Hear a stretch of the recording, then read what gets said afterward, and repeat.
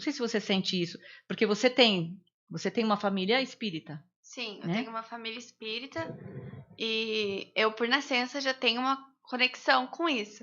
Mas é uma geração que é muito marcada pelo ceticismo, né? Sim. Acreditar em pouca coisa, só na ciência e só no que vê. E aí também tem que tomar cuidado, porque se você vai muito para esse caminho, também falta um pouco do sentimentalismo, que é muito Sim. importante. Que aí traz empatia, né?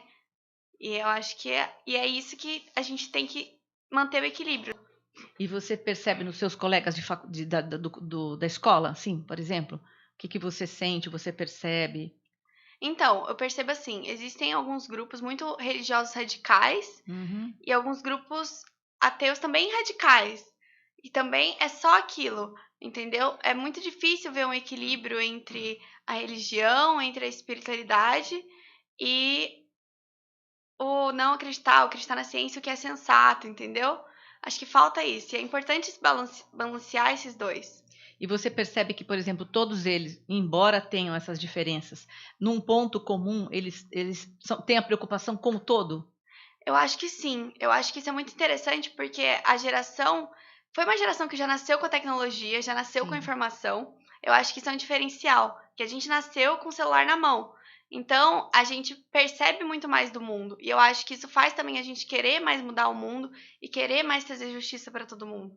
O que mais que você pode falar para a gente, né? Porque eu acho que é interessante a gente ouvir você falando, quando você fala desse aspecto Netuno em Aquário, Netuno em Peixes, né?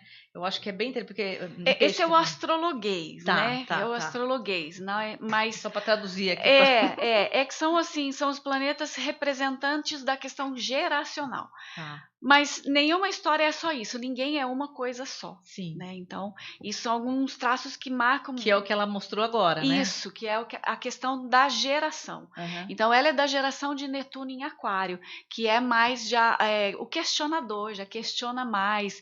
Então, o que ela falou a respeito da religiosidade, né? De repente, a geração dela não tem uma necessidade de ter uma religião. Uhum. Eles questionam até o porquê eu preciso ter uma religião. Já a geração mais próxima da gente, de 2012 para cá, já para eles isso já é tão claro, já é tão nítido que não precisa nem perder tempo. Tá inerente, né? Já tá tão ali dentro que não precisa nem perder tempo discutindo. A questão espiritualidade já é tão natural. Isso é maravilhoso, né? Que eles não já não faz sentido querer discutir qual é a sua crença religiosa. Já a questão da empatia é muito natural.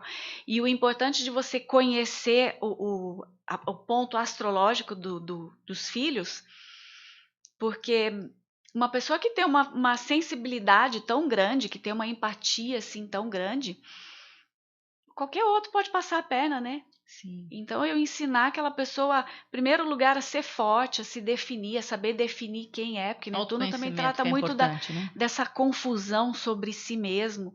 Então, é uma simbiose de personalidade. Sim. Então, eu desde cedo, eu sabendo orientar o que é seu, o que não é seu, o que é sentimento seu, o que não é sentimento seu, o que é do coletivo, e orientar. Eles é uma geração que fala muito sobre. Eles se expressam muito através da criatividade, seja desenhando, seja contando histórias.